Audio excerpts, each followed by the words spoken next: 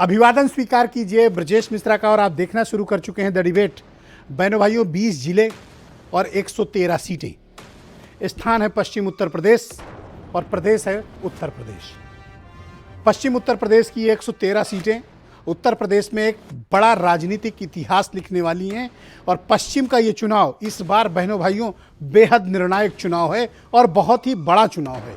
इतना बड़ा चुनाव है कि ये उत्तर प्रदेश की राजनीतिक तस्वीर, उत्तर प्रदेश की तकदीर बदलने वाला ये इस 2 राउंड के चुनाव हैं। क्योंकि पहले और दूसरे राउंड से उठी हुई लहर ही तय करेगी कि उत्तर प्रदेश की सत्ता पर कौन काबिज होने वाला है। अखिलेश और जयंत की जोड़ी हिट है या यूपी के लिए योगी उपयोगी होंगे।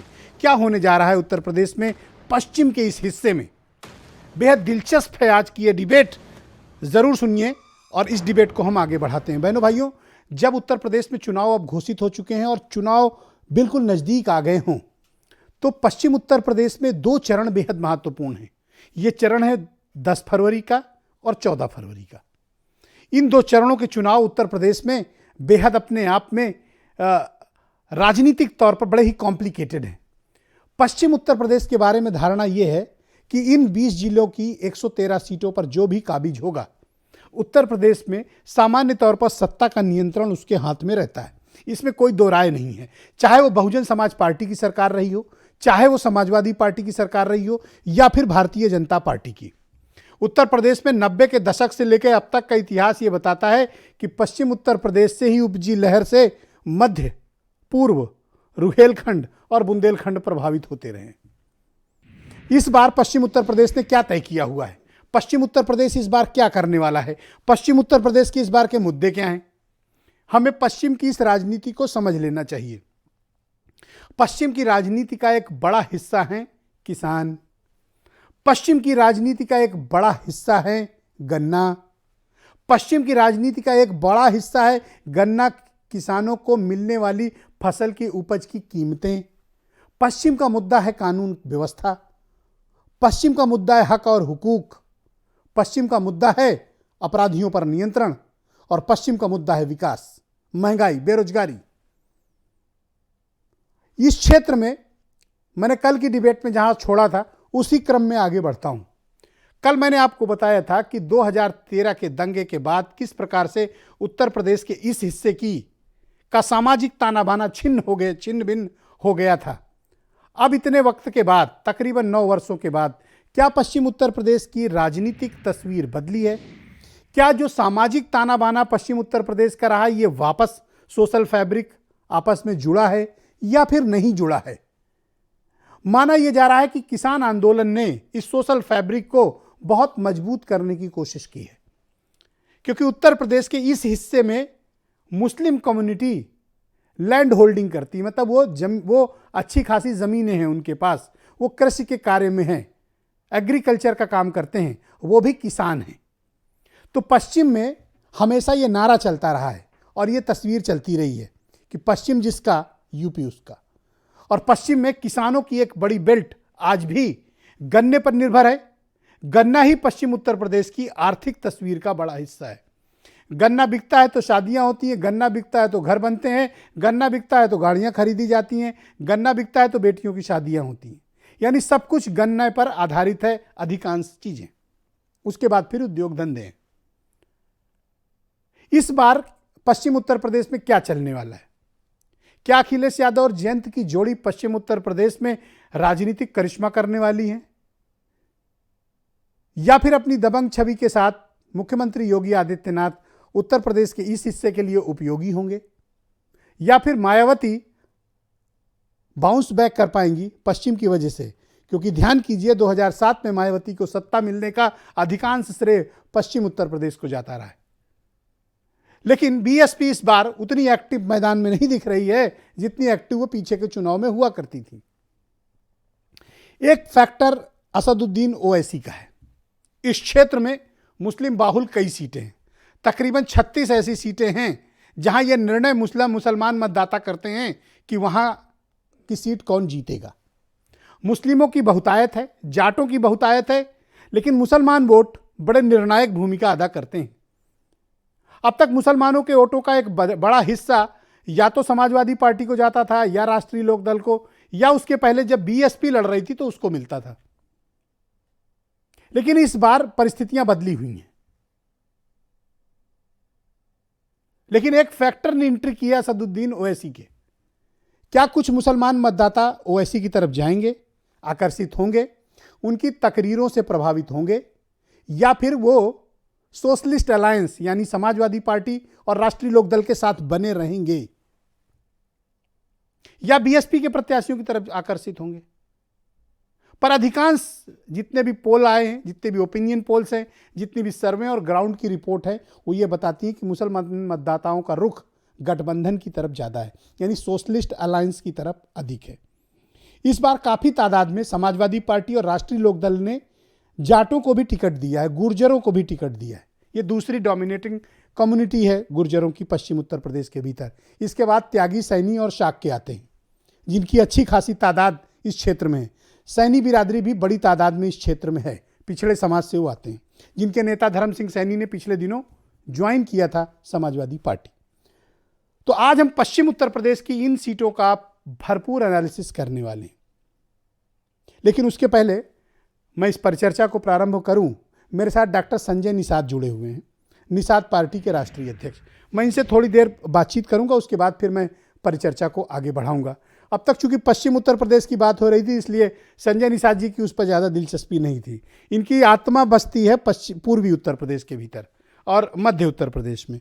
बहुत स्वागत आपका डॉक्टर संजय निषाद जी भारत समाचार पर, हमारे दर्शकों के लिए समय देने के लिए। आप बहुत बहुत बधाई आपको, आपके चैनल को भी।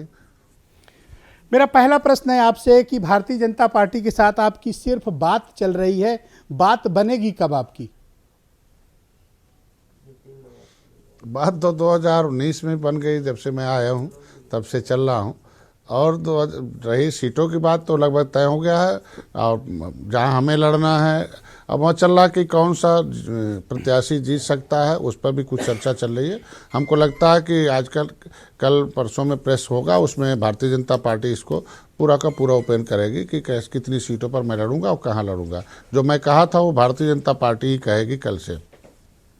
लेकिन अभी तक फॉर्मल अनाउंसमेंट न होने की वजह से ये असमंजस की स्थिति बनी हुई है कि आप कितनी सीटों पर आपकी दावेदारी है। कोई बता रहा है कि आप 4 सीटों पर लड़ेंगे, कोई बता रहा है 6 सीटों पर लड़ेंगे। आपका दावा कितनी सीटों के लिए है?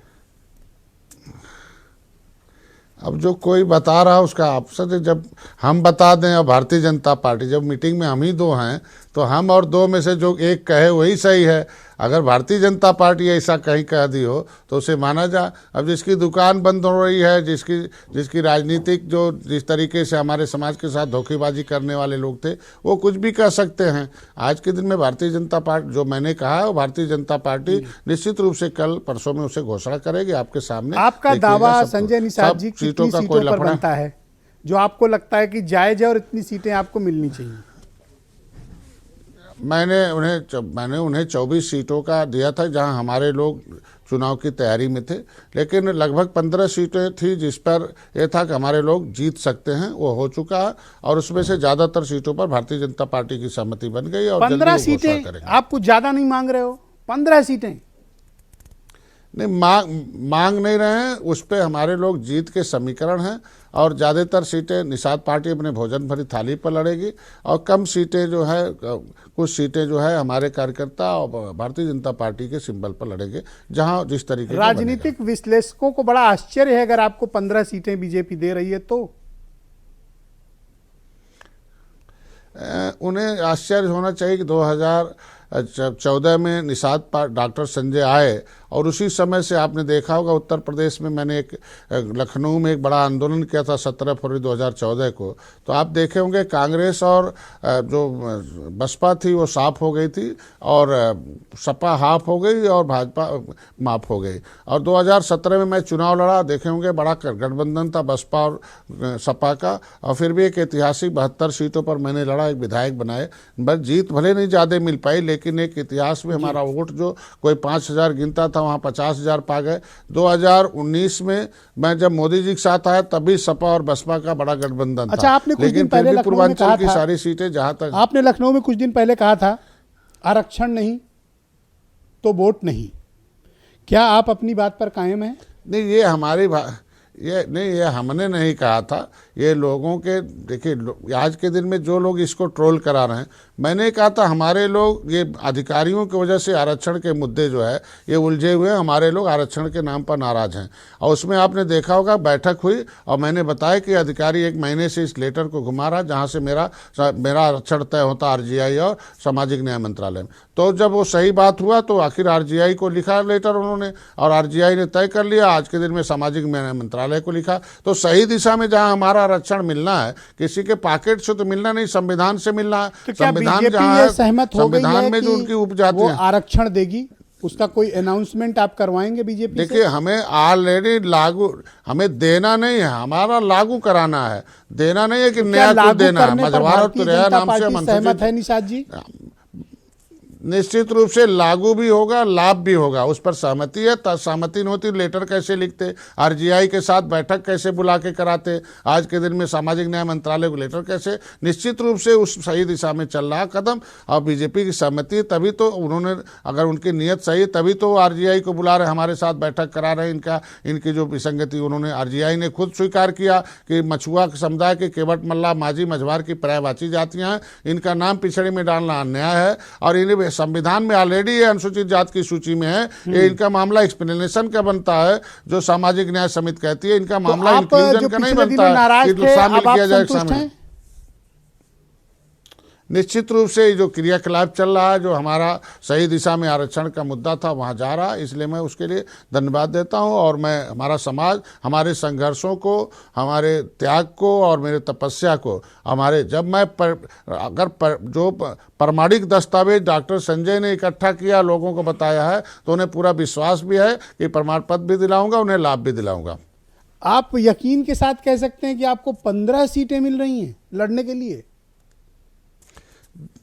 देखिए हमें यकीन, आज के दिन में हमारे लोग 2022 की जीत सुनिश्चित हो जाए, हम लोग फिर से NDA की सरकार बने, जो लक्ष्य निर्धारित किया है वो जीत हो, उसमें हमारे लोग जितनी तैयारी किए हैं वो निश्चित रूप से उतना में सीटें मिलेंगी। और देखिएगा 2 दिन में भारतीय जनता पार्टी उसकी घोषणा करेगी। जब आधिकारिक रूप से घोषणा हो जाएगी तो लोगों को विश्वास होगा। नहीं, ये आप क्लेम तो कर रहे हो, लेकिन बीजेपी इस पर कोई रिएक्शन नहीं दे रही है, इसलिए मैं बार बार सवाल को समय आने दीजिए, समय आने दीजिए, वो उस पर रिएक्शन भी आएगा, वो ओपन भी होगा, वो सारे खुलासा। अच्छा, आपके बड़े भाई ओम प्रकाश राजभर तो कह रहे थे कि 4-6 सीटें ही मिलेंगी आपको लड़ने के लिए। वो तो क्या कहते सुबह, वो तो ये भी वो तो कह चुके हैं ना कि हाथी और साइकिल का जो बटन दबाएगा अपनी माँ बहन की इज्जत लूटेगा। तो ऐसे में क्या कह सकता, सुबह कुछ और कहते हैं, शाम को कुछ और कहते हैं, रात को कुछ और कहते हैं। सुबह माननीय अखिलेश जी के यहाँ चाय पीते हैं, दोपहर को दयाशंकर भाई के जलेबी खाने जाते हैं, शाम को भाजपा कार्यालय बैठ के बतियाते हैं। तो उनकी बात क्या कहा जा सकता है।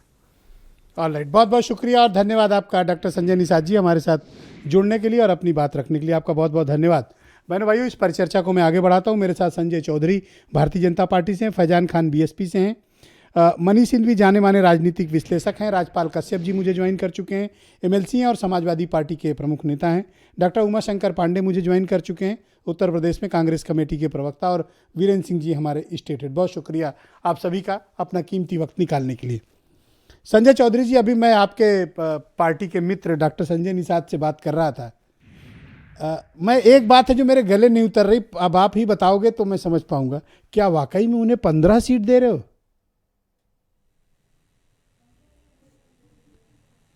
नहीं, उनका राष्ट्रीय स्तर पर बातचीत चल रही है और मुझे लगता है कि शायद वो दिल्ली में ही होंगे। तो जब राष्ट्रीय स्तर पर बातचीत चल रही है तो मुझे लगता है कि वहीं से कोई अधिकृत बात आएगी तो आपको पता चलेगी।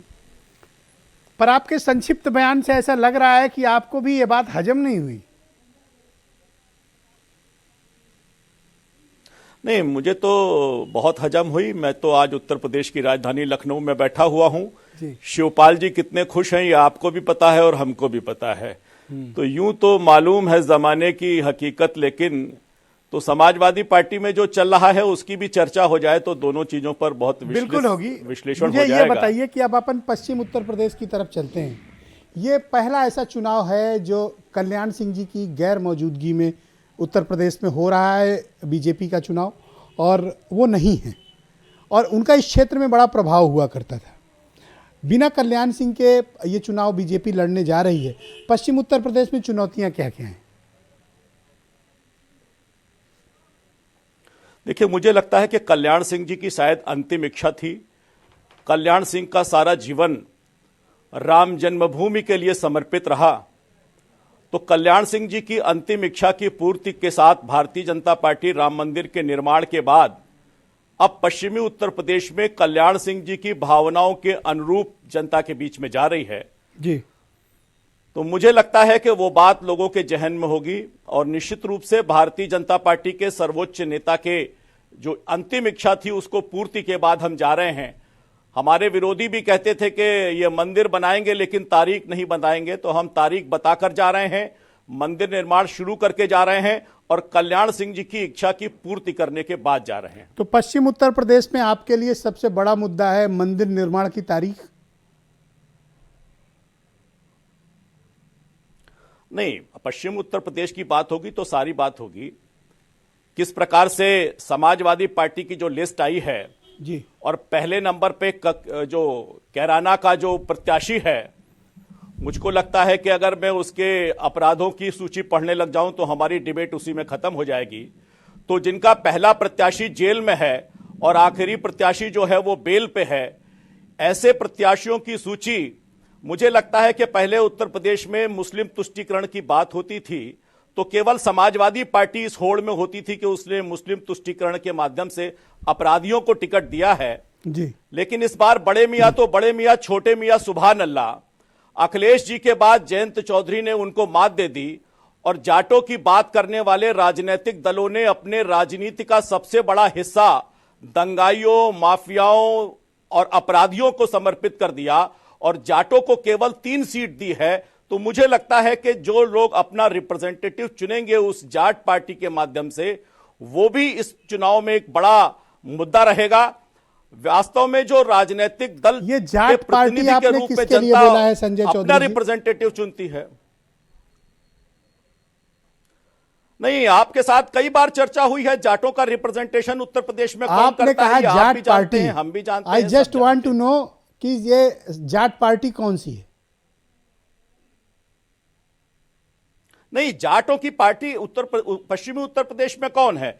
जो I don't know, मैं राजनीतिक नहीं दल जानता, आप है बताओ। जो जाटों की बात करता है, नहीं, जो खाप की बात करता है, जो जाट की बात करता है, लेकिन रिप्रेजेंटेशन जब देना होता है तब मुसलमानों को देना होता है। जब लाठी खाना होता है तो जाट को आगे करता है, जब आंदोलन करता है तो जाट को आगे करता है, जब मरने की बात आती है तो जाट को आगे करता है, लेकिन रिप्रेजेंटेशन देना होता है तो जाट को नहीं देता। कौन है?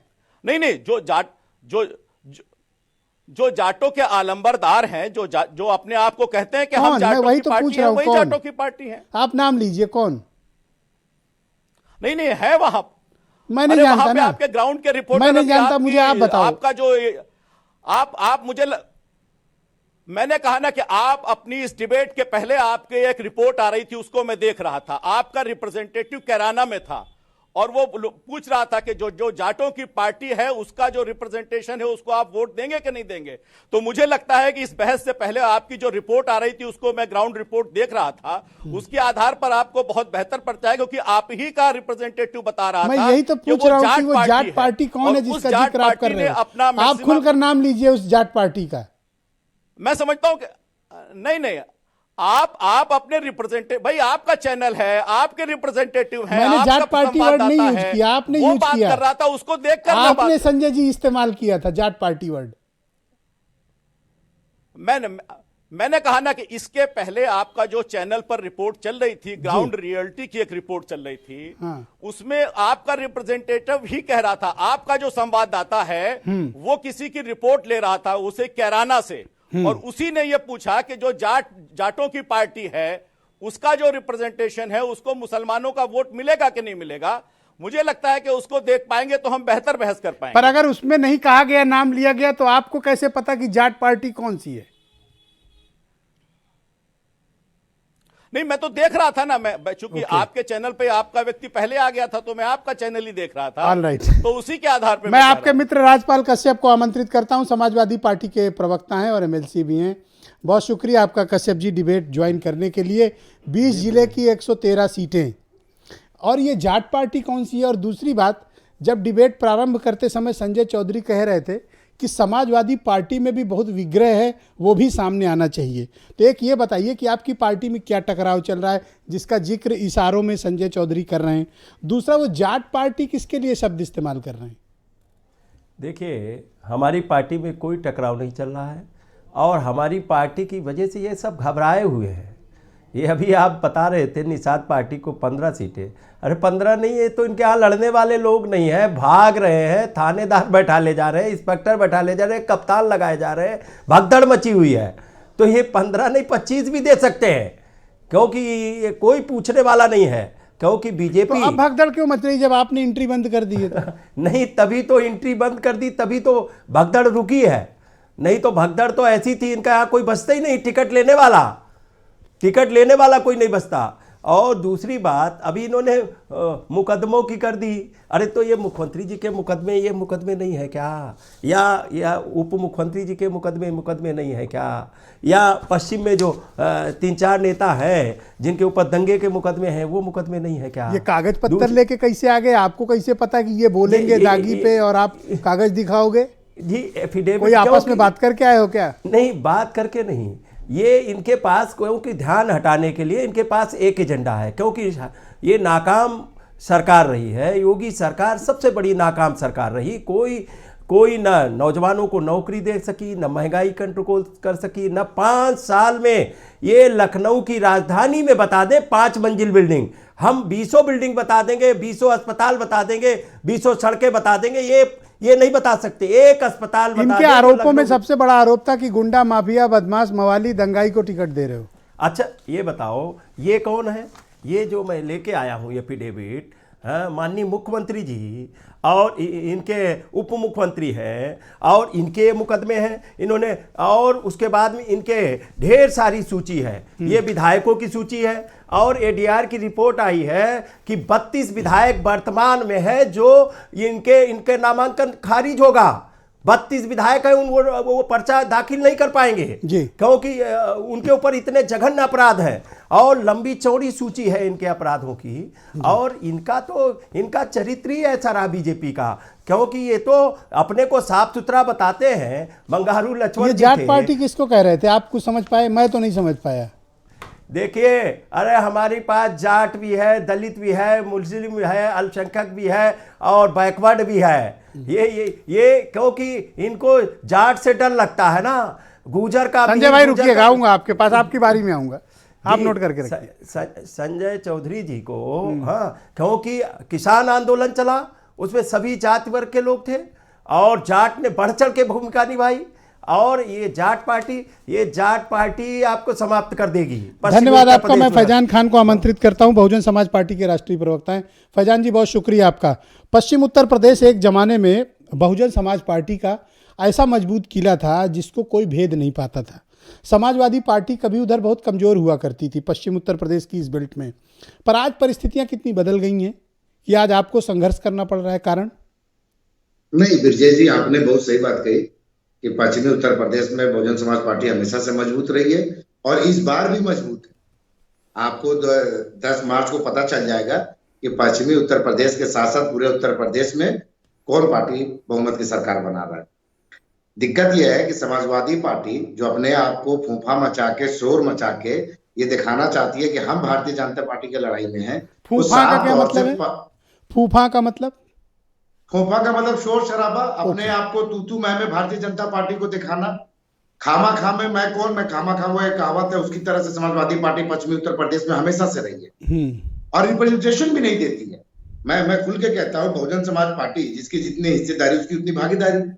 पश्चिमी उत्तर प्रदेश में मुस्लिम वोट बैंक ज्यादा है, ये कई जिलों में तो 40% है। जिस तरीके से मुजफ्फरनगर आप देख लीजिए, वहां पे 40% माना जाता है मुस्लिम का आबादी है, उसके तहत हमने 4 टिकट मुस्लिम को दिया वहां पर। लेकिन समाजवादी पहले राउंड में आपने 53 सीटों पर 14 मुसलमान प्रत्याशी उतारे हैं। बिल्कुल भाई, जहां रिप्रेजेंटेशन मुस्लिम का है हम वहां देते हैं। हम सर्वजन हिताय सर्वजन सुखाय नारे पे अडिग हैं, आज भी उस बात पे खड़े हैं, चाहे कुछ हो जाए। ये संजय चौधरी जो आरोप लगा रहे थे, अपराधियों को टिकट देने के, इनके आरोपों में और इनके तथ्यों और तर्कों में कितना दम है? दोनों ही पार्टियों में माफिया हैं ब्रजेश भाई, ये तो तथ्य सबके सामने सारे है। शरीफ इधर सिर्फ संगीत बीएसपी जो में है, आते हैं। भाई बहुजन समाज पार्टी का आप इतिहास देख लीजिए, अगर इस बार आप टिकट का वितरण देख लीजिए, हाँ, जिस तरह से शोर शराबा मचा हुआ है हमारे टिकट पे देख लीजिए, ना भारतीय जनता पार्टी ने कुछ कहा है, ना समाजवादी पार्टी ने कहा है, ना कांग्रेस ने कहा। ये भी तो हो लेकिन सकता है कि इनके ये लोग टिकट आपको वितरण में नोटिस आते न ले नहीं। रहे हो। भाई ये नोटिस ना ले, इन्हें जनता नोटिस नहीं ले रही है ब्रजेश जी, हैं? इन्हें जनता नोटिस नहीं कर रही है। क्यों मनीष जी? आप देख लीजिए पश्चिमी उत्तर प्रदेश में जिस तरह से शोर शराबा ये मचाए हुए हैं, वीडियो वायरल हो रहा है। इनके अच्छा शोर शराबे खासा- से, किसके शोर शराबे से आपको ज्यादा प्रॉब्लम है? हमें इनके शोर शराबे से मीडिया में प्रॉब्लम है, जनता में कोई दिक्कत नहीं है। जनता आज भी बहुजन समाज पार्टी को मान रही है और मुख्यमंत्री आदरणीय बहन कुमारी मायावती जी को बनाने के लिए लगातार प्रयासरत है और कर रही है, वोटिंग कर रही है। लेकिन यही परेशानी समाजवादी पार्टी और भारतीय जनता पार्टी की है, लिहाजा वो मीडिया के तहत अपने आप को तुष्टीकरण, ध्रुवीकरण, जातिवाद में फैला के वो नाई दर्शन का टिकट लेके मीडिया में बवाल मचा हुआ है, कोई संगीत सोम को लेके बवाल मचाया हुआ है। ये चुनाव को जातिवाद की तरफ लेके जा रहे हैं। सबको पता है पश्चिमी उत्तर प्रदेश से लेकर पूरे उत्तर प्रदेश में कि वो हिंदू मुस्लिम भाईचारा पे किसी ने काम किया तो वो पश्चिमी उत्तर ओके, प्रदेश थैंक यू। मैं डॉक्टर उमाशंकर पांडे को आमंत्रित आमंत्रित करता हूं। उत्तर प्रदेश में कांग्रेस कमेटी के प्रवक्ता हैं भाई उमाशंकर जी। मैं ये जानना चाहता हूं कि 90s के पहले जब उत्तर प्रदेश में कांग्रेस की सरकारें बनने का दौर हुआ करता था तो ये कांग्रेस की बहुत बड़ी मजबूत बेल्ट हुआ करती थी। आज ऐसे हालात हैं कि आपको उंगली में सीट गिननी पड़ रही है, वो भी सहारनपुर के दोनों एमएलए आपके निकल गए। जी, वो जो निकल गए थे वो कहाँ हैं, कहाँ अटके भटके लटके हैं, वो तो पूरा प्रदेश देख रहा है। देखिए ब्रजेश जी, पश्चिमी उत्तर प्रदेश में निश्चित रूप से कांग्रेस पूरी ताकत से वापसी करने जा रही है। क्यों? क्योंकि एक तरफ भारतीय जनता पार्टी ने पश्चिमी उत्तर प्रदेश को दलितों के प्रति अत्याचार का अड्डा बना दिया। आप देखिए सहारनपुर की घटना से, आप देखिए हाथरस की घटना को। इन्होंने एक टिकट दिया है, वो परिवारवाद का उदाहरण तो संजय चौधरी बिल्कुल नहीं मानेंगे, मृगांका सिंह को, उनके ऊपर भी दलितों को लेके बड़ा आरोप लगा था। तो ये पूरा जो दलितों पर अत्याचार की लेबोरेटरी इन्होंने पश्चिमी उत्तर प्रदेश को बनाया था, तो ये दलित इनसे इसका हिसाब करेंगे। ये उनके सम्मान की लड़ाई है। अच्छा, बहन जी तब नहीं गई थी, मतलब एक बार भी नहीं गई। अभी तक वो दलितों के ऊपर पश्चिमी उत्तर प्रदेश पर हो रहे अत्याचारों पर बहन जी एक बार भी नहीं निकली।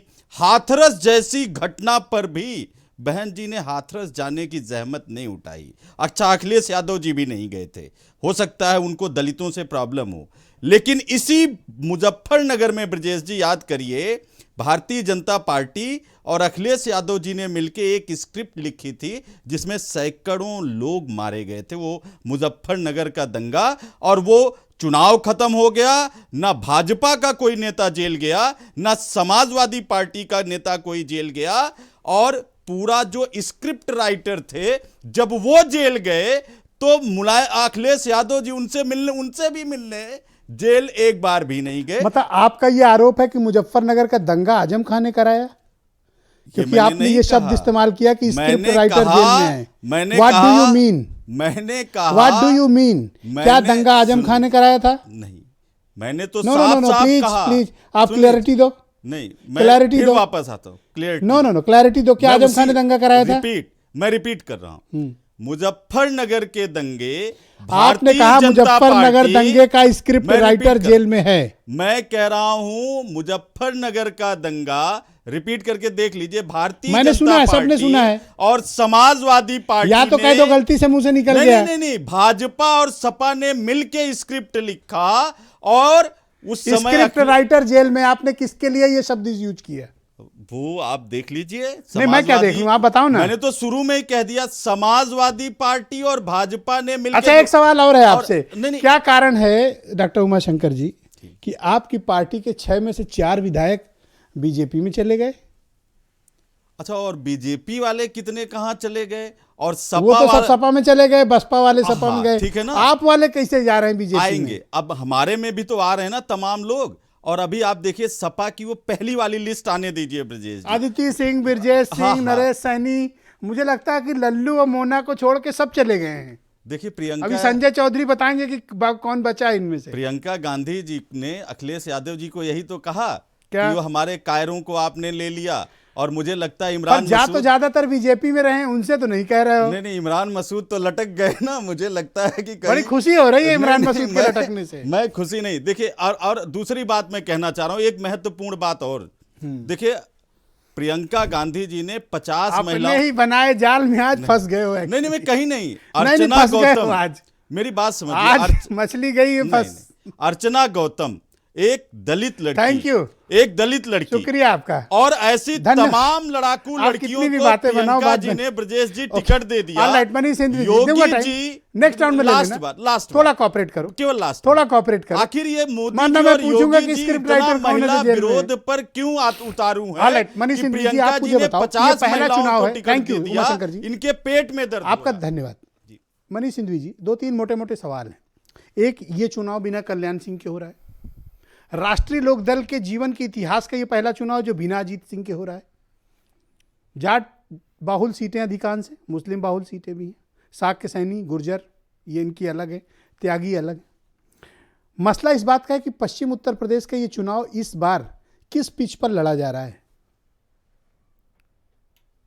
17 वाली पिच पर नहीं है। पहले शुरुआत यहाँ से करता हूँ। 17 एक अलग वेव थी, और पश्चिमी उत्तर प्रदेश के इतिहास में पहली बार जो कम्युनल हार्मनी थी वो टूटी थी 17 के चुनाव में। पोलराइजेशन बहुत ज़बरदस्त था। तो कम से कम 17 वाले पिच पर चुनाव नहीं हो रहा। अब इसके आगे बात बढ़ाते हैं। अब वहाँ भी पोलराइजेशन है। देखिए, जैसे फॉर्म लॉस पर जो पूरा एजिटेशन चला इतने साल भर, कहीं ना कहीं भाजपा भी इस बात की कोशिश में है कि उसको जाट का आंदोलन साबित कर दे, किसानों का नहीं, जाटों का आंदोलन सिद्ध कर दे। क्या इसी मकसद से जाट पार्टी शब्द का इस्तेमाल संजय ने किया? क्योंकि मैंने कहा नहीं कि वो कहीं ना कहीं आप अगर नोटिस करिए तो इधर जो लगातार न्यूज़ आ रही है और जो स्टेटमेंट्स आ रहे हैं उसमें इस्टेब्लिश करने की कोशिश करी जा रही है कि वो पूरा का पूरा जो चुनाव मतलब आंदोलन था, या ये जो लोग आरएलडी को और बीकेयू को ये लोग साबित करने पर तुले हुए हैं कि ये जाट, यानी जाट के इतर जो बाकी आप आएंगे, गुर्जर, कश्यप, सैनी, पाल, इसको भाजपा पोलराइज करने की कोशिश कर रही है। तो एक लड़ाई तो वो चल रही है, क्योंकि अगर आप देखिए मुस्लिम प्लस जाट और प्लस थोड़ा थोड़ा टूट जाता है तो सीटें पूरी हो जाती हैं फिर सपा और आरएलडी के कॉम्बिनेशन के लिए। ओवैसी फैक्टर इनको नुकसान नहीं करेगा, सोशलिस्ट अलायंस को, सपा आरएलडी को? ओवैसी के अलावा वहां बहुत सारे फैक्टर्स हैं। जैसे क्या हुआ, आप देखिए तमाम चुनाव देखिए जो अभी और 14 मुस्लिम कैंडिडेट बीएसपी हाँ, ने भी वही डाले मैं हैं। कहने जा रहा था कि जो फैजान भाई कह रहे थे ना कि वहाँ 40% मुसलमान है, 29% मुसलमान है, तो ये भी तो देखिए साहब, सब लोग मुसलमान ही लड़ाते हैं। सपा भी मुसलमान लड़ाती है, बसपा भी मुसलमान लड़ाती है, जितनी मुस्लिम बहुल सीटें हैं, ठीक है ना। और अगर पिछली बार का आप सपा उठाकर एक भी सीट नहीं दी है। अरे आएंगे, सीट आएंगे, मुस्लिम बहुल सीटों पर आएंगे कैंडिडेट्स की जो बात होती है। मतलब मैं नहीं, एग्जांपल वो दे नहीं रहा हूं। देते हैं। मैं एग्जांपल तो दे रहा हूं। आपका ये मत है कि 2017 के पिच पे नहीं होगा, ये चुनाव नहीं ये पिच होगा। नई बनी है या पुरानी कोई पिच होगी? नई, इस बार एकदम नई पिच बनी हुई है ये। क्योंकि अगर आप उसके पहले चलिए तो 7 और 12 के चुनाव में तमाम कमजोरियों के बाद बसपा हावी रही है। बसपा की अपनी 25 और 23 सीटें मेंटेन रही हैं वहां पर, क्योंकि जो वहां का दलित था वो बसपा के साथ था। अरे मैं 96 से लेके इनका स्टडी हाँ, किया हूँ आज नहीं, डिबेट आने से पहले। इधर की बात कर रहा तो हूं आपसे। बीएसपी तो मतलब वहां पर बड़ा नहीं, उसका मजबूत कारण किला है था क्योंकि जो इनका। पश्चिम का दलित है वो मजबूती से इनके लेकिन साथ अब मुझे था। लगता है ये इतिहास की बात हो गई है। नहीं, यस, मैंने कहा इसीलिए मैं नई पिच का प्रयोग कर रहा हूं, क्योंकि इस बार दलित भी ये देख रहा है कि हमको किधर जाना है। ओके, ठीक, तो इस बार की पिच एकदम नई है। भाजपा भी नए समीकरणों के साथ उतर रही है, एसपी आरएलडी भी नए समीकरण के साथ उतर रही है। मामला बड़ा दिलचस्प है इस मतलब। बार दिलचस्प होगी लड़ाई। ऑलराइट, बीरेन जी भी आ गए इस डिबेट में। बीरेन जी, बहुत स्वागत आपका। ये पश्चिम उत्तर प्रदेश की 20 जिले की 113 सीटें, ये क्या कहानी है इनकी, और किस तरह के मसले मसाइल इश्यूज इस सीटों पर हैं, और किस पिच पर यह चुनाव हो रहा है जब कल्याण सिंह और अजीत सिंह जैसे दिग्गज नेता इस बार के चुनाव में नहीं हैं?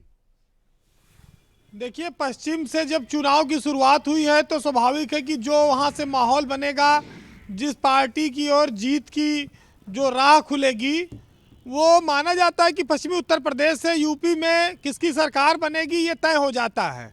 क्योंकि ये 100 से ज़्यादा जो सीटें हैं ये एक तरफा अपना फैसला सुनाती हैं। पिछली बार आप देखिए कि 90 से ज़्यादा सीटें बीजेपी के पास थी। बीजेपी क्या फिर वो करिश्मा दोहरा पाएगी? क्योंकि पिछली बार मोदी का करिश्मा था। नोटबंदी ने भी उस आंधी को कहा जाए तो भोथरा कर दिया। वो आंधी का कहीं उसको रोक नहीं पाई, मोदी का जो करिश्मा था। लेकिन अब इधर 1 साल किसान आंदोलन चला।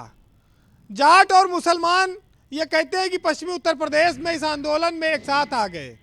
अजीत सिंह को हराकर वो पछता रहे हैं।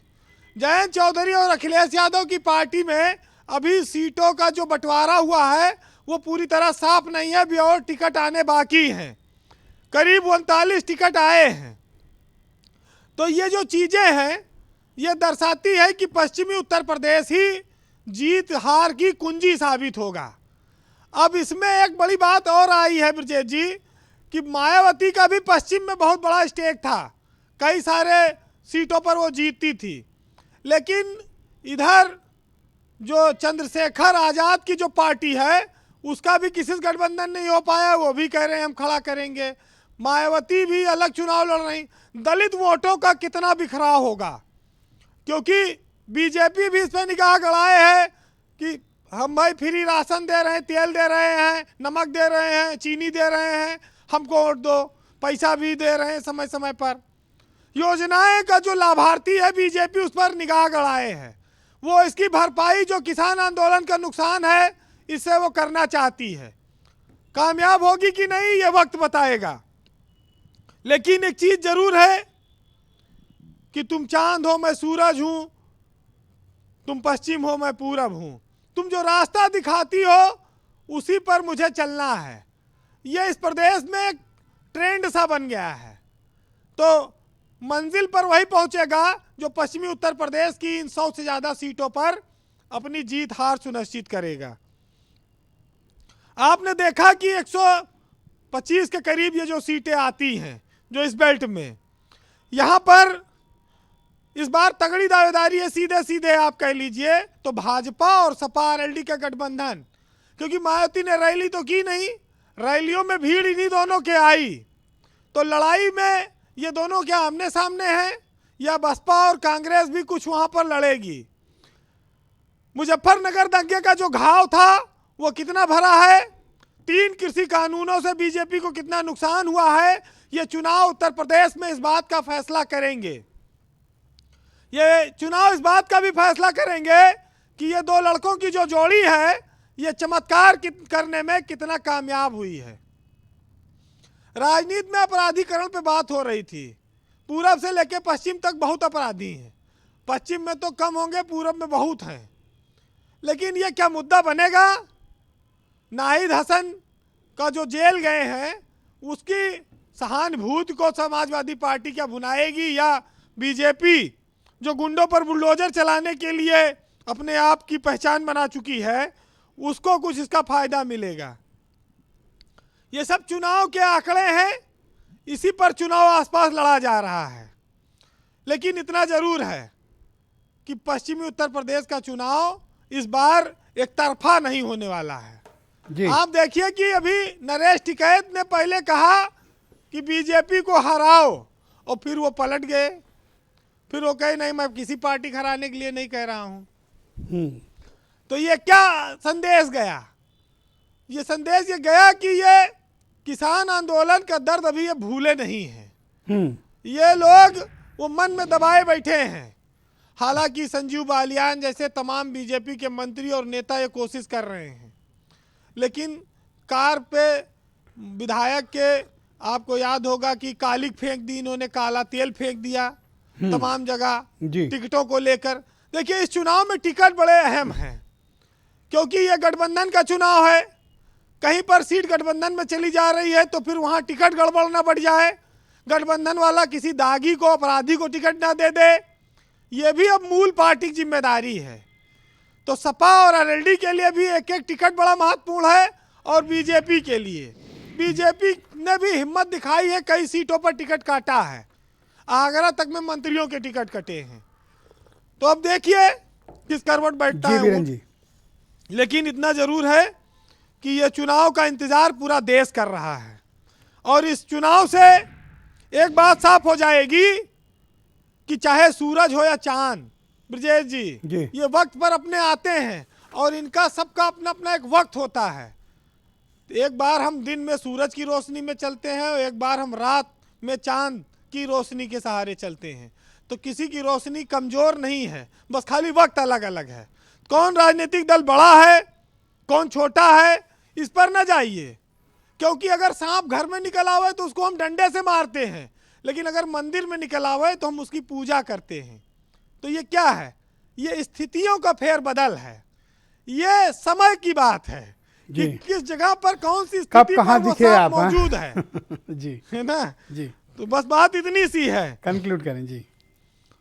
हमारे यहाँ तो बहुत सारी चीज़ें कही हैं, लेकिन जिस तरह से सियासत में कहा जाए कि आने के बाद लोग सियासत को कमाई का जरिया बना लेते हैं और देश के नौजवान और बेरोजगार और गरीब जनता परेशान घूमती है, उस पर सुनिएगा कि डिग्री लेकर रिक्शा खींचें आज के युवा बाजारों में और अनपढ़ नेता दौरे पर हैं महंगी महंगी कारों में। प्रचार चल रहा है तेजी से। फिलहाल न रोटी है न कपड़ा है न रोजगार मिलता है और झूठे दिलासे देते हुआ हर सरकार मिलता है। न बरसे जो पानी तो सूखा पड़ जाता है और जो हो जाए बरसात तो फिर बाढ़ मिलता है। बहुत बहुत शुक्रिया आपका वीरेंद्र जी, बहुत बहुत धन्यवाद। बहनों भाइयों, हमने कू ऐप पर आज के मसले को लेकर एक प्रश्न पूछा। प्रश्न ये है कि पहले के 2 चरण पश्चिम यूपी में हैं, इस बार पश्चिम में कौन परचम लहराएगा। अज्जू खान लिखते हैं, चुनाव चाहे जो भी जीते लेकिन नेताओं से निवेदन है कि भड़काऊ भाषण ना दें। बिल्कुल ठीक लिखा है अज्जू भाई ने। तो समीर पाठक लिखते हैं कि पश्चिम उत्तर प्रदेश को इस बार समझ पाना नामुमकिन है। इनकी बात भी ठीक लग रही है। मैं सीधे संजय चौधरी का रुख करता हूं, भारतीय जनता पार्टी के प्रवक्ता हैं। इनको राजपाल कश्यप की किसी बात पर बड़ा घनघोर एतराज़ था, बार बार हाथ उठा रहे थे। आप अपने एतराज़ रख दीजिए पहले, फिर मैं आपसे सवाल करता हूँ।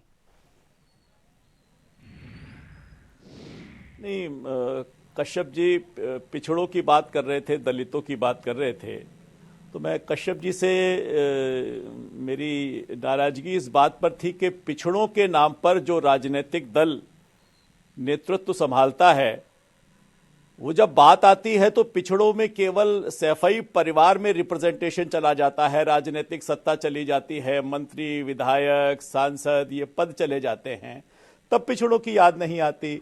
और दलितों की बात कर रहे थे, पश्चिमी उत्तर प्रदेश के ही चंद्रशेखर रावण दलितों के बारे में बात कर रहे थे, तो उनकी बात पे मैं इसी बात पर मेरा ऐतराज था कि इन 2 विषयों को वो ध्यान रखते तो बेहतर इसका आपकी पार्टी से ये क्योंकि भारतीय जनता पार्टी को जब कभी भी मौका लगा है निकलकर कैसे समाजवादी पार्टी में चले गए, आपने इस पर विचार किया? ब्रजेश जी, निश्चित रूप से मैं समझता हूं कि अगर आप 10 सेकंड दे देंगे तो मैं आपको बेहतर बता प्लीज गो पाऊंगा। अहेड। उत्तर प्रदेश में भारतीय जनता पार्टी के पहले जब जनसंघ था तो जनसंघ ने चरण सिंह जी को ही मुख्यमंत्री बनाया था। उसके बाद राम नरेश यादव जी को जनता पार्टी में रहते हुए हमने बनाया।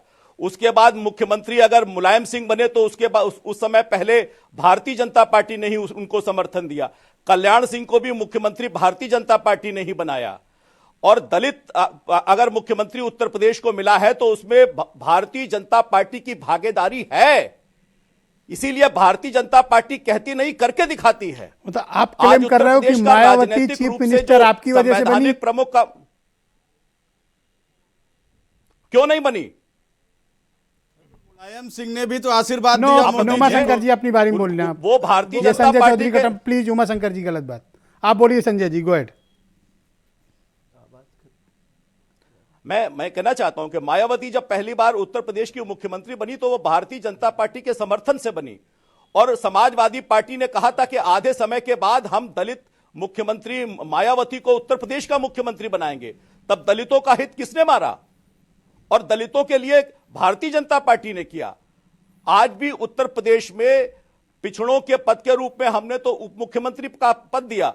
समाजवादी पार्टी क्या उससे बड़ा उप मुख्यमंत्री के बाद मुख्यमंत्री का पद क्या पिछड़ों को दे सकती है? गैर यादव को नहीं दे सकती। उत्तर प्रदेश आपने मायावती को मुख्यमंत्री बनाया, आप ऐसा क्लेम कर रहे हैं, उस क्लेम में सच्चाई भी है, लेकिन उसके बावजूद फैजान खान इतना भला बुरा क्यों कह रहे हैं? अब अरे फैजान भाई तो अभी कह रहे हैं, बाद में क्या कहेंगे ये तो अच्छा, बाद में आपका कुछ है क्या इनसे? लेकिन ये बताता है कि बाद में क्या है, बाद वाला बता। बाद वाला भारतीय जनता पार्टी कहती नहीं है, भारतीय जनता पार्टी ने करके दिखाया है। आप देखिए ना, उत्तर प्रदेश के बगल का राज्य है, वहां का संवैधानिक प्रमुख पिछड़ा है, उत्तर प्रदेश का संवैधानिक प्रमुख पिछड़ा है, मध्य प्रदेश का संवैधानिक थैंक यू संजय जी, शुक्रिया। इसके पहले उत्तराखंड का राजपाल जी थोड़ा वेट करिएगा। दलित था। फैजान खान जी ये कह रहे हैं कि बाद में, ये बाद वाला क्या मसला है आपका इनका? बाद वाला वही मसला होगा जैसे ये ओवैसी साहब और चंद्रशेखर रावण लोगों से बातचीत करते रहते हैं। ये लोग कौन करता है? दो गठबंधन तो भारतीय ओवैसी जनता रावण से पार्टी कौन का, बात करता है? भारतीय जनता पार्टी। ये पर वो उन्हीं तो के कह रहे हैं लाइन कि में बाद में आपसे बात कर लेंगे, आपको बुरा लग गया क्या ये? नहीं, हमें तो बुरा लगेगा, हम सबसे बात करते हैं, हम सर्वजन हिताय सर्वजन सुखाय पे रहते हैं। और उन्हें बुरा इसलिए लग रहा है क्योंकि उत्तर प्रदेश में जिस तरह 2007 में हम बहुमत की सरकार बनाए थे, इस बार भी बनाने जा रहे हैं। उनका जो गेम प्लान है, संजय चौधरी ने फंसा दिया है आपको फैजान। नहीं, मुझे किस बात में फंसाएंगे? वो कह रहे हैं बाद में आपसे बात हो जाएगी, इसका क्या मतलब है? भाई अब वो किससे बात करेंगे ये तो वही जाने। आप ही का नाम लेके बोले भाई, बीएसपी का उमाशंकर की गवाही है। वो बोल रहे हैं, किस बात पे बोल रहे हैं और बताइए, क्या आपको बात करेंगे? मुख्यमंत्री भी उन्होंने ही बनाया आपकी पार्टी की तीन बार चीफ हमने विचारों से अपने समझौता नहीं किया, ना अपने नीति और नियत को अपना बदला। यही वजह है कि सरकार गिर गई हमारी, और 2007 में हम पूर्ण बहुमत की सरकार को। ये बना आपको अपना ठप्पा मार के छोड़ दे रहे हैं मार्केट में, प्रॉब्लम ये है आपकी। नहीं, हमें कोई प्रॉब्लम नहीं है। हम उत्तर प्रदेश के जनता के साथ गठबंधन किए हैं, उसी के साथ इस गठबंधन में हम उत्तर प्रदेश में 2022 थैंक यू, बहुत शुक्रिया आपका। राजपाल कश्यप जी, मैं आपके पास आता हूं। आप मुझे बताइए कि संजय चौधरी ये क्लेम कर रहे हैं कि पिछड़ों को सबसे ज्यादा तो इन्होंने ही दिया है। नहीं, इन्होंने तो जब पिछड़ों की मंडल कमीशन की सिफारिशें लागू हुई थी आज फैजान भाई फंस गए हो, मामला आपका उलझ गया। बोलिए राजपाल। ब्रजेश जी, अच्छा रुक जाओ जरा, रुक जाओ एक सेकंड, तसल्ली मेरे दोस्त, जरा राजपाल की बारी बोल लीजिए। जी ब्रजेश जी, जब मंडल कमीशन की सिफारिशें लागू हुई थी उत्तर प्रदेश में, तो यही बीजेपी के लोग विरोध कर रहे थे और इन्होंने तो पिछड़ों की जाति जनगणना कराने से मना कर दिया। हर हाई कोर्ट में हलफनामा दे दिया जाके कि पिछड़ों की जाति जनगणना होना पाना कठिन काम है। जीव जंतुओं की गणना हो रही है, जानवरों की गणना हो रही है। अच्छा ये बताओ कि अभी संजय निषाद कह रहे थे कि मछुआ समाज को आरक्षण मिलने वाला है, आप भी तो उसी समाज से आते हो, क्या वाकई में ऐसा है? आरक्षण की वो बात ही कहाँ कर पा रहे हैं अब? आरक्षण तो चिट्ठी लिख गई है कोई आरजीआई के लिए यहाँ से। अरे वो चिट्ठी, वो केवल ऐसे ही चिट्ठी टहलाते रहेंगे, केवल एक। अब निषाद इतना, या पिछड़े और कश्यप निषाद अब इतने वो नहीं है कि जो जानकार नहीं है। इसीलिए तो अमित शाह जी मीटिंग में आए थे, वो झांसा देके बुलाया गया कि आरक्षण देंगे। सब निषादों ने कुर्सियां तोड़ दी और निषादों ने कहा आरक्षण नहीं तो वोट नहीं। और मैक्सिमम लोग, अब निषाद पार्टी केवल पार्टी बची है, निषाद नहीं बचे हैं उसमें, और वो आरक्षण कहाँ मांग पा रहे हैं? उनका बेटा भारत की पार्लियामेंट में एक बार भी आरक्षण की बात किया पार्टी में क्या संजय जी, नो ऐसे नहीं, संजय जी नो, आपकी बारी में मैंने किसी को बोलने नहीं दिया, आप इनको बोलने दिए। बोलिए आप राजपाल जी। जी, डॉक्टर संजय निषाद जी ने भी एक बार भी आरक्षण की बात यहाँ विधान परिषद में नहीं की। वो तो थे, सदन चल रहा था, ना ही उनके बेटे ने पार्लियामेंट में निषाद आरक्षण की बात की। और ये कश्यप निषाद बिन धीमर संजय चौधरी और ये फैजान में क्या है, मतलब ये बाद वाला क्या मसला है इनका? थोड़ा सा इसको डिफाइन करो। अरे ये राजपाल जी थैंक यू, राजपाल जी शुक्रिया, राजपाल जी धन्यवाद। प्लीज भारतीय जनता पार्टी ने तो नो फैजान जी, अब ये आगे बढ़ के कवर फायरिंग मत करो, रुक जाओ ब्रजेश जी, रुक जाओ। हाँ बोलिए उमाशंकर। ब्रजेश जी देखिए, पूरा स्क्रिप्ट आपको इस डिबेट पे दिख गई। उन्होंने कहा मुलायम, मुझे कुछ नहीं दिखी, बताओ मुझे। मैं वही बता, मैं सबसे कम ज्ञानी हूँ, बताओ। संजय चौधरी जी ने कहा कि मुलायम सिंह जी की सरकार हमने बनाई। मैंने कहा भाई आशीर्वाद तो मुलायम सिंह जी ने भी दिया मोदी जी को, और एक बार नहीं, फिर योगी जी पहुंच गए मुलायम सिंह जी के घर पे, वहां अखिलेश यादव जी, योगी जी, मुलायम जी चाय पार्टी कर रहे, तो वो भी सबने देखा। हाँ, इन्होंने बसपा के साथ मिलकर सरकार बनाई, एक बार नहीं कई बार सरकार बनाई। और वो रक्षाबंधन वाला याद होगा आपको। बाद वाला क्या है इन दोनों के बीच में जी, जिसके बाद फैजान के चेहरे का रंग उतर गया? हाँ, वो अब क्या है कि वो अंदर वाली बात बाहर आ जाएगी तो तकलीफ होगी ना। पिच तैयार करके थोड़ा जल्दबाजी कर बहन जी पिच तैयार करके दे रही हैं, बाहर नहीं निकली। 5 साल तक दलितों पर इतने अत्याचार हो गए, बहन जी बाहर नहीं निकली। अच्छा, वो एक अंबेडकर को राज्यसभा भेजा था। फैजान जी प्लीज, एक वो अंबेडकर जी को राज्यसभा रिटर्न गिफ्ट दिया था बीजेपी ने, ब्रजेश जी याद करिए। एक राज्यसभा सीट देकर रिटर्न गिफ्ट दिया था कि नहीं दिया था? फैजान जी बता दें। अच्छा, सीए एनआरसी की बात हो या आपको सारी तकलीफ बीएसपी से ही है और किसी से नहीं है। नहीं तो मुलायम सिंह जी ने तब से लगातार बीएसपी बीएसपी बीएसपी। प्रॉब्लम क्या है आपकी? प्रॉब्लम प्रॉब्लम नहीं है है। क्योंकि बीएसपी दलितों सरकार के बनाने नाम जा रही पर है। दौलत की सपोर्ट बेटी है। बहन चलो, जो थोड़ी बन सांस गई, आई उनको। खुलेंगे। दलितों अभी के कोई नाम कह रहा पर था कि थोड़ी दौलत सांस की आई। बेटी आप बन देखिए, गई सब और कुछ लगने दलितों लगा। पर होते हुए 10 दिनों अत्याचार का पर बीते भी दीजिए। धन्यवाद। मायावती कोई धन्यवाद। घर से नहीं निकली। धन्यवाद। मनीष सिंघवी जी को लाया जाए। अखिलेश यादव मनीष सिंघवी जी, और मुलायम सिंह जी वो भाजपा बहुत धन्यवाद को आपका। आशीर्वाद दिए जा धन्यवाद। रहे हैं। उमा शंकर, प्लीज ये कॉपरेट, तैयार प्लीज करें। कॉपरेट, 32 साल प्लीज तक कॉपरेट। उत्तर धन्यवाद। प्रदेश का कबाड़ धन्यवाद। निकाल दिया इन लोगों धन्यवाद। ने, तीनों ने मिलकर। मनीष जी, आज की डिबेट में कई दिलचस्प खुलासे हो गए, मतलब अनजाने में हो गए इन लोगों से। वो एक शेर है, मैंने पूछा कि कल शब कहाँ थे, पहले शर्माए फिर हंस के बोले, आप वो बात क्यों पूछते हैं जो बताने के काबिल नहीं है। तो बात मुंह से निकल गई मगर वो बताने के काबिल नहीं है। खैर, ये पूरा चुनाव ही वेस्ट यूपी से लेकर पूर्वांचल तक बहुत ही दिलचस्प होने जा रहा है। उसका एक कारण समझिए कि भाई दिलचस्प ये है, अगर 15 सीट वाकई में निषाद पार्टी को मिलती है तो मैं ये मान लूंगा कि बीजेपी ने बड़ा जोखिम मोल लिया है। एक्चुअली उसमें एक जो सबसे बड़ा समीकरण होता है भाई साहब कि अपने लोग लड़ा देते हैं सामने पर वाले अभी को। भी मुझे यकीन नहीं कि नहीं, वो ठीक बीजेपी है, देख सकती होता है कि सामने वाले को खुश भी कर देते हैं, लोग अपने लड़ा देते हैं। ओके। 15 में भी उनके ही अच्छा, लोग सिंबल रहे। उनका, प्रत्याशी इनके। प्रत्याशी इनके वो लड़ा ओके। देते हैं। वो बैलेंस करने का तरीका, क्योंकि कारण क्या है कि देखिए भाजपा भी इस बार बैकफुट पर, ऐसा नहीं है कि वो 17 वाली स्थिति में नहीं है। ठीक है, इधर आप देखिए लगातार जैसे स्वामी प्रसाद मौर्य, दारा सिंह चौहान, सैनी के निकलने से कई विधायक जो ओबीसी डेंटे, क्योंकि ये तो हम आप सब मानेंगे ना कि 2007 में इनका 15%, 2012 में 15% और सीधे 39% जो 2017 में रहा, तो ओबीसी एक बड़ी मेजोरिटी में इनके साथ आया था। कुछ एससी और एक ओबीसी का बड़ा चंक इनके साथ आया था। मैं बार बार कह रहा हूं, ये पूरा चुनाव फिर ओबीसी पर ही जाकर टिकेगा कि ओबीसी का रुख किधर है। अगर वो भाजपा को के साथ बनाए रखता है तो फिर भाजपा मेजॉरिटी में आएगी, अगर वो साथ छोड़ देता है तो भाजपा का आना मुश्किल मतलब everything depends upon OBC, maximum OBC votes. Alright, बहुत बहुत शुक्रिया। मैं आप सबका बहुत आभारी हूं कि आप सब ने अपने बहुमूल्य विचार और अनजाने में बड़े बड़े खुलासे कर दिए। बहुत बहुत शुक्रिया। और बहनों भाइयों, आप सबका भी बहुत बहुत धन्यवाद। कोरोना वायरस बहुत तेज़ी से फैल रहा है, कृपया मास्क का इस्तेमाल करें, हाथ धुलते रहें, सैनिटाइजर का इस्तेमाल करें और बहुत ज़रूरी हो तभी घर से निकलें और कोविड एप्रोप्रिएट बिहेवियर ज़रूर अपनाएं, सोशल और फिजिकल डिस्टेंसिंग का पालन करें। बहुत बहुत शुक्रिया, धन्यवाद, नमस्कार।